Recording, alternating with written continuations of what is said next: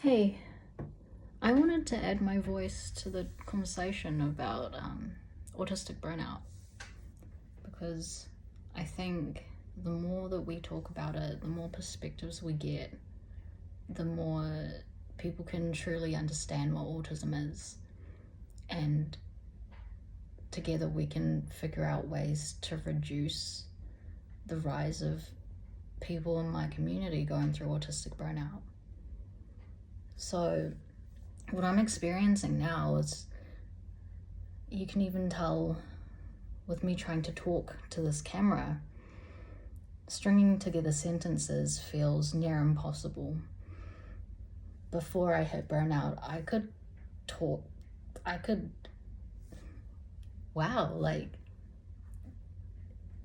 can't speak out loud. It is one of the most bizarre things to go through, just losing the ability to speak words out loud. And I'm trying to think of a really good way to even explain it. It's like my brain had the ability to think quickly enough, or like it could just do this thing without having to pause, think. Like stringing together sentences feels incredibly difficult now. And it's so weird to experience.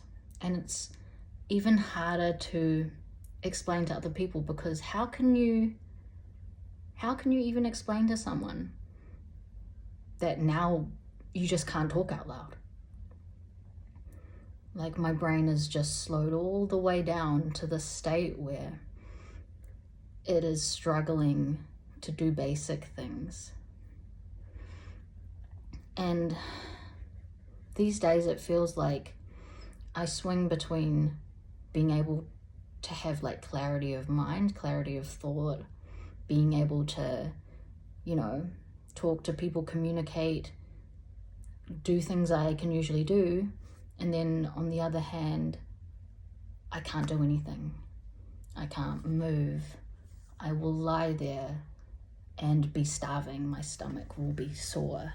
I will be, it'll be rumbling. But I physically, cognitively cannot move my limbs.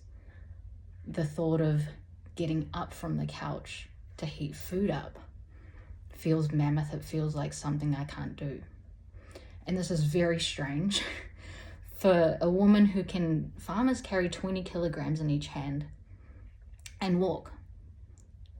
It's like, I know I'm physically capable of moving my body, but my brain cannot. So autistic burnout feels incredibly disarming for me, because I feel strong. I know I'm strong. It is my brain that's letting me down at the moment. And this reduction in capacity to live my life, to have lights on in the house, to have people chatting, to have people rustling around, going about their lives. I can't even explain how weird and just awful this whole experience is. And I think it's something that this is so weird. Like, I can talk to people. I know I can talk to people. I love talking to people. But when an autistic, this is just my experience, but like, I can't, like in autistic burnout, I can't guarantee that I can have that conversation with you. I can't guarantee that I can show up to that event and not feel instantly drained, or like I need to leave because my nervous system is like screaming, you are unsafe, you need to go home. so that you can rest. Like, this is too much. It feels like what I could experience before, which was so vast. It feels like what I can do now is like so small. And I know that slowly over time, I'll be able to get back to that point where I can live again. I can be me again. But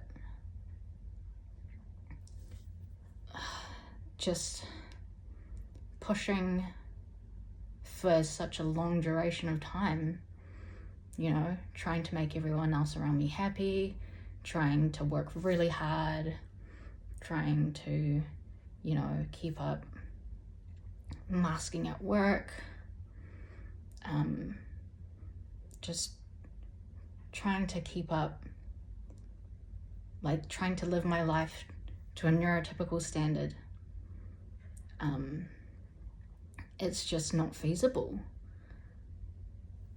And like that is just, it's almost like I have to go through a kind of grieving process for who I thought I could be, because now I know that, like, I just can't do the same things that neurotypical people can do without, you know, having a significant toll on both my mental and physical health.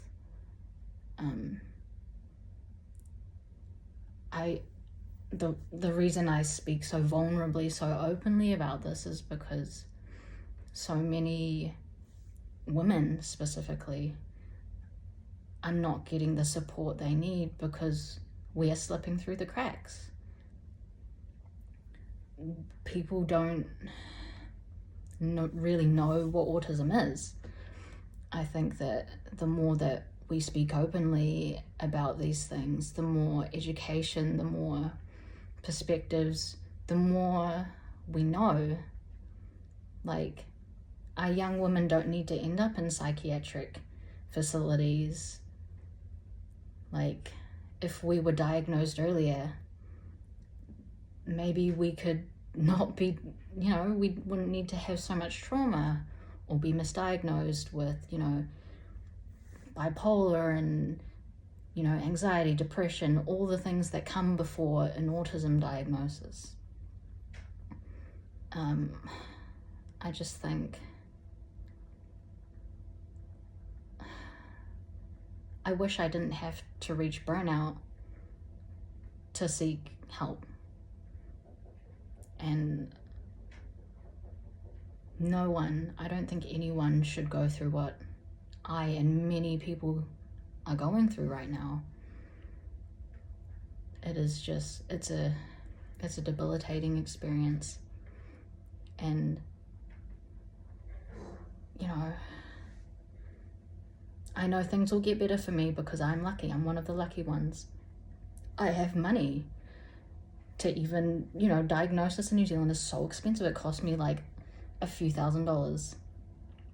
And the help out there, it's not great, especially with the government we have at the moment. There's very little support, like formal support. I think the way that autistic people can safely exist in society as it is for more of the general population to just be aware of our struggles and just be more considerate of our needs and just see things differently, you know? Like, we don't ask to be physically hurt by sound or light, or like, trust me, we don't want to be overwhelmed by environments that most other people can tolerate and enjoy. So, you know, if someone says to you, hey, can you please turn that down?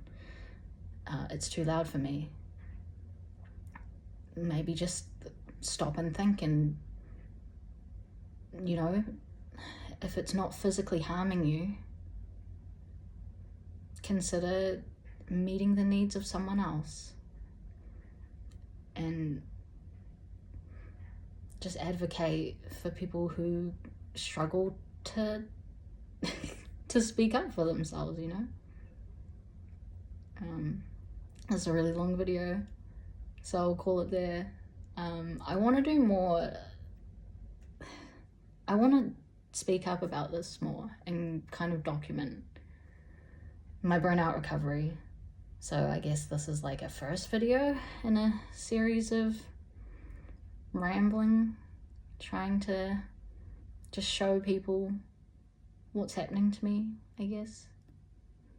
So yeah, I hope you're having, like, if you listen to this, thanks for listening. It's very long. I hope you have a really good day, and yeah, take care.